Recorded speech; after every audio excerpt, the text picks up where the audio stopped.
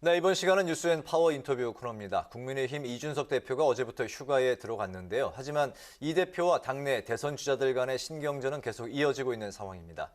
이달 말 경선 버스 출발을 앞둔 국민의힘 당내 상황, 김정재 국민의힘 의원과 함께 짚어보도록 하겠습니다. 의원님 안녕하십니까? 네, 안녕하십니까? 네, 먼저 그 바쁜 의정 활동에도 또 출연해 주셔서 감사드립니다. 네, 초대해 주셔서 감사합니다. 네, 첫 번째 그 질문 드리겠습니다. 의원님 이제 지역구가 경북 포항시 경북시 이제 북구잖아요. 네. 네, 경북도당 위원장에 지난달에 이제 선출이 되셨는데 네. 여성 국회의원으로서 이제 처음이라고 들었습니다. 내년 네. 이제 대선과 또 지방선거 커다란 이제 그 두 선거를 앞두고 중책을 맡으셨는데 네. 그만큼 어깨도 또 무거우실 것 같고요. 네. 그 앞으로 이제 역할과 각오부터 한번 들어볼까요? 네. 굉장히 중요한 시기에 도당위원장을 맡았습니다. 근데 설레죠. 네.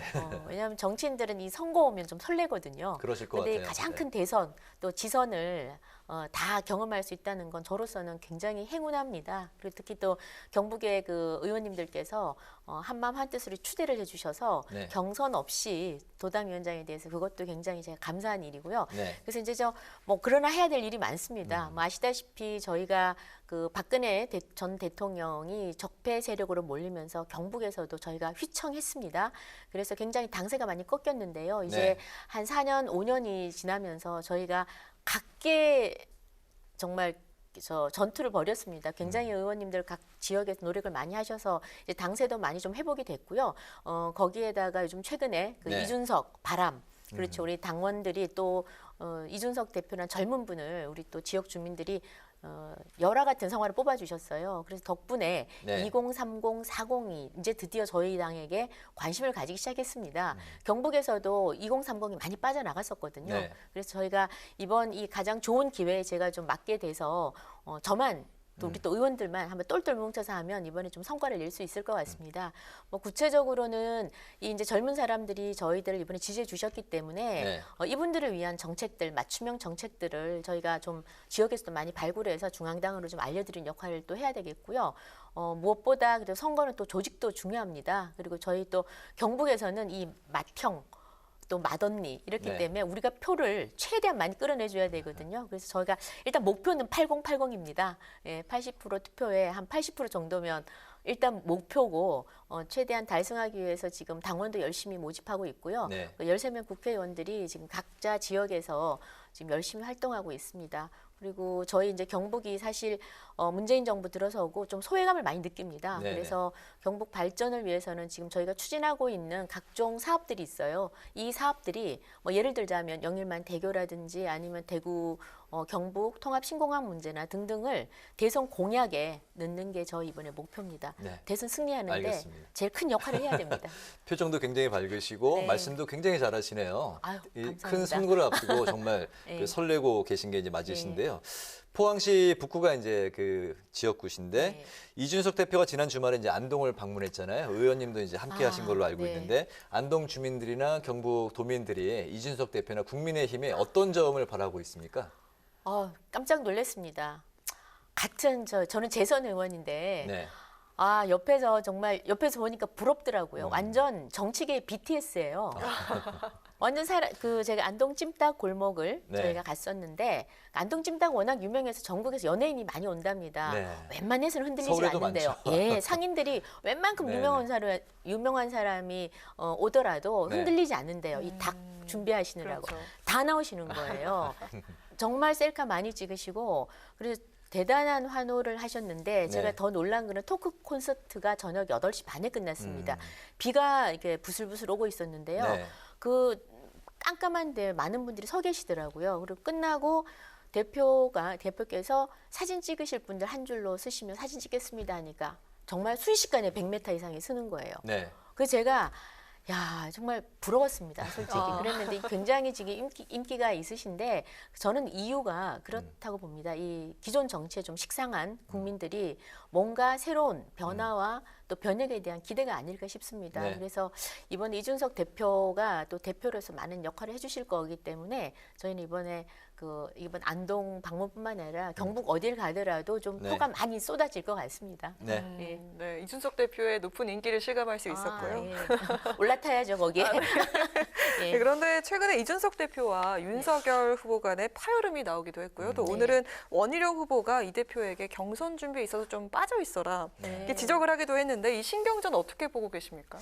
뭐 이 정도 신경전이야 대선 하는 저는 뭐 큰 문제는 아니라고 봅니다. 그러니까 저희가 이게 이제 여야를 비교해야 되잖아요. 네. 그러니까 여당의 지금 뭐 명락대전에 피 튀기는 싸움, 서로 끝간데까지 간 그런 그 난투극인데 거기에 비하면 저희는 정말 조용한 너무 미미한 것 같아요. 그래서 저는 처음에 이제 뭐 연애를 해도 그렇고 첫 만나면 설렘도 있고 아직 상대에 대해서 잘 모르니까 그래서 저는 이번에 아직 낯설음에 대한 그 조정 기간이 아닌가 그런 생각이 들고요. 네. 다만 좀 동의하는 부분은 후보들은 지금 개인 일정이 팍팍합니다. 13명을 다 한꺼번에 모으는 건 사실상 굉장히 힘듭니다. 그래서 좀 자유롭게 이제 대표께서도 물론 한꺼번에 13명을 좀 이벤트도 좀 하고 싶고 이렇게 했지만 후보들 의견을 좀 잘 청취하셔서 자율성을 더 많이 좀 줬으면 하는 건 저 개인적인 바람입니다. 큰 알겠습니다. 거는 아닌 것 같아요. 네. 네.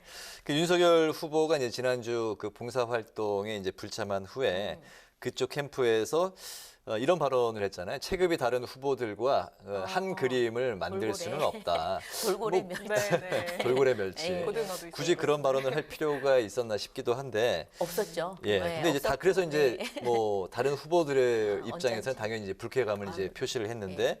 이런 그 윤 후보 캠프 측의 이런 입장, 이런 발언에 그 의원님은 어떻게 생각을 하고 계십니까? 그러니까 윤 후보 캠프 쪽이 아니고 저 의원님 다선 네. 의원님께서 이 좀 후보들의 자율성을 좀 잘 보장해주고 좀 뛰어놀게 해라. 이 가두리 양식장에 가두지 말고 그냥 자유롭게 해줘라는 뜻에서 하시는데 비유가 네. 뭐 돌고래, 뭐 멸치 이렇게 고등어 이렇게 하시는 네, 바람에 이제 불쾌감을 줬는데요. 사실상 보면.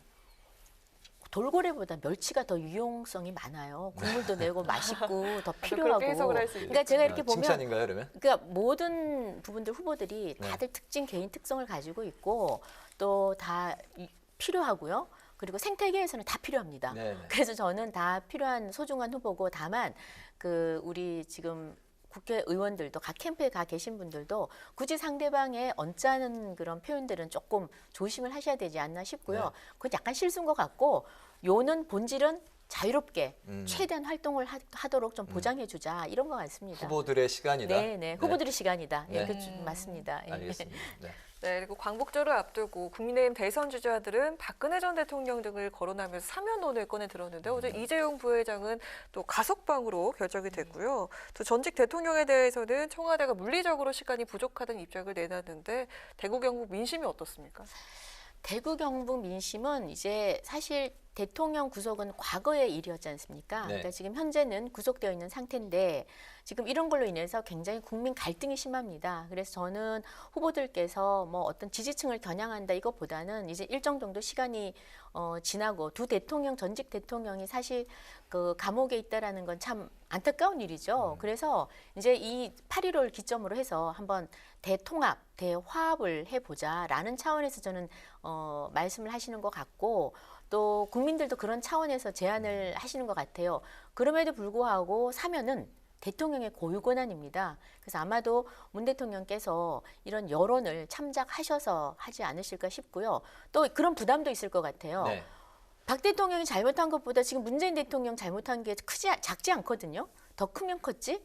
그래서 뭐 지금 여러 가지 사건, 권력형 범죄라든지 아니면 그 선거 조작, 여론 조작, 선거 개입 등등 훨씬 더 명시적으로 더 나쁜 저는 뭐 사건들이 많았다고 봅니다. 그래서 아마 두 대통령을 가둬놓기가 굉장히 민망하지 않을까. 그래서 이 문재인 정권도 그 부분에 대해서는 좀 자유로워지려면 이 사면에 대해서 긍정적으로 생각하지 않을까 싶습니다. 알겠습니다. 네.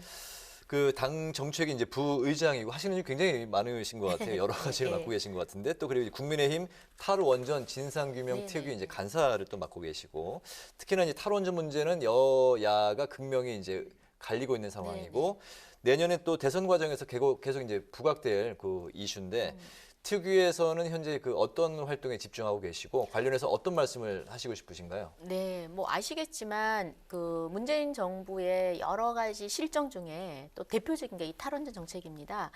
그 소득 주도 성장 때문에 뭐 일자리 잃고 또 부동산 정책 실패 때문에 집값 상승하고 등등 너무 많습니다. 그런데 이 탈원전 정책은 방향성에 있어서는 롱텀으로 보면은 맞을 수도 있습니다. 그러나 이렇게 급격하게 탈원전을 한 것이 무리가 간다는 거죠. 그러니까 대한민국 산업 정책의 산업의 기본이 전기고 발전을 하는데 이익을 담당하는 것이 또 원전입니다. 그리고 또 원전은 지금 CO2도 가장 적게 배출하고요. 그래서 정말 굉장히 신중하게 접근해야 되는데 이걸 이념적으로 그냥 탈원전을 했단 말입니다. 그리고 또 그 과정에서 경제성 조작을 하려고 수치 조작하고 그다음에 모든 자료 은폐 조작하고 이런 것들이 드러나서 지금 장관이니 그 등등 산업부의 공무원들이 지금 감옥에 가기 직전입니다. 그래서 이 모든 과정들이 결국 무리하게 진행을 했기 때문에 우리 산업계에 미치는 영향이 크다고 저희는 보고 있거든요. 그래서 지금 저희 그 특위에서는 가장 중점을 두는 것이 이 지금 급격한 탈원전 정책 중단해야 된다라는 거고요. 그다음에 지금 에너지 믹스, 그러니까 신재생 에너지를 대처를 다 하겠다는데 사실상 불가능합니다. 그래서 지금 태양광이나 아니면 풍력의 문제점도 많이 드러나지 않습니까? 그래서 저희 이번 특위에서는 탈원전의 급격한 탈원전의 문제점을 지적하고 그다음에 대안을 지금 마련을 하고 있습니다. 그래서 어느 정도의 그 에너지 비율로 가야 지금 장기적으로 봤을 때 이게 합리적인지 그걸 지금 대안을 준비하고 있고요. 지금 최근에는 이제 법안을 하나 냈습니다. 저희 특위 1호 법안인데요. 뭐 어떤 거냐면 지금 한수원에서 이 원전을 그만두게 되면 빚을 집니다. 네. 근데 정부에서 야 그거 빚 우리가 메꿔줄게라고 한 겁니다. 그래서 이 기금에서 메꿔준다고 하는데 저희가 법안 낸 거는 그 기금 쓰면 정확하게 그 사용처를 밝혀라. 지금 현재 법은 그렇게 안 돼 있습니다. 그래서 저희가 지금 전기사업법 개정안을 특위 1호 법안으로 준비를 하고 있습니다. 네네. 네. 이 김정재 의원께서 또 이 담당을 하신 게 또 있습니다. 관심이 뜨거웠던 대변인 공개 모집에 이어서 네. 당 정책을 국민 공모를 통해서 진행 중인 나는 국대다 시즌2 정책 공모전에서 또 심사에 참여하신 걸로 알고 있는데요. 국민 마음을 좀 사로잡을 만한 좋은 정책들 있었는지 궁금하고요. 또 결과가 언제 나오는지도 알려주시죠. 네. 이제 나는 국대다 대변인 그 공모한 게 나름 대박을 쳤어요. 네. 그래서 이제 정책도 국민들 목소리를 다 듣자 그래서 저희가 지금 정책 공모를 했는데 생각보다 너무 많이 들어온 겁니다. 그 온라인으로 접수를 했는데 2,764건. 약 한 2,700여 건이 들어왔는데 네. 이 중에 뭐 정치, 경제, 사회, 문화, 외교, 안보, 국방 등등 너무 많습니다. 네. 그런데 이제 이 부분을 저희가 아주 공정하게 창의성, 얼마나 창의적인가, 그러나 현실성이 있어야 되거든요. 그리고 또 논리성 등등을 심사해서 한 34개를 예선전에서 저희가 걸러냈습니다. 그리고 그중에 다시 10건을 저희가 뽑았는데요. 지난번에 사실은 뭐 최우수상, 장려상 등등 10건을 이렇게 마지막으로 최종 결정을 하려고 그랬는데 코로나 때문에 지금 일단 무기한으로 연기가 됐어요. 그래서 10개는 일단 뽑아는 놨습니다. 근데 이제 그 서열만 매기는 순서만 남았고요. 마지막 심사만 남은 상태입니다.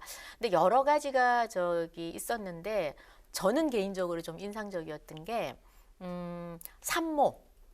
지금 저출산 문제가 심각하지 네. 않습니까? 네. 그래서 그 산모들의 우울증 이런 문제를 특별히 케어하자라는 것을 남자분들이 다들 제안을 하셨어요. 굉장히 인상적이었습니다. 네. 여성분들이 아니고 남자분들이 그러네요. 제안을 하셨는데 이제 그 부분들은 저희가 과거에는 그런 데 대한 정책 제안을 우리가 좀 드물었죠. 그래서 저는 좀 새로운 것들 그게 저는 좀 인상적이고요. 그건 10등 안에 들었습니다.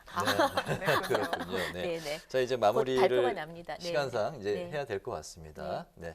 다음에 못하신 말씀은 또 다음에 출연하셔서 해주시면 좋을 것 같고 네. 오늘 그 대변인을 직접 하셨어도 어울리셨을 것 같고 네. 앞으로 이제 토론 프로그램이나 각종 방송에서 네. 좀 자주 뵐 것 같다는 예감이 그런 예감이 들었습니다. 팍팍 드십니까? 불러주십시오. 오늘 그 뉴스앤파워 인터뷰에서는 당의 대선 경선과 관련해서 대구, 경북 지역의 민심 그리고 탈원전 진상규명 특위 등 정책 활동을 중심으로 지금까지 국민의힘 김정재 의원과 함께했습니다. 오늘 의원님 말씀 잘 들었습니다. 네, 고맙습니다. 감사합니다.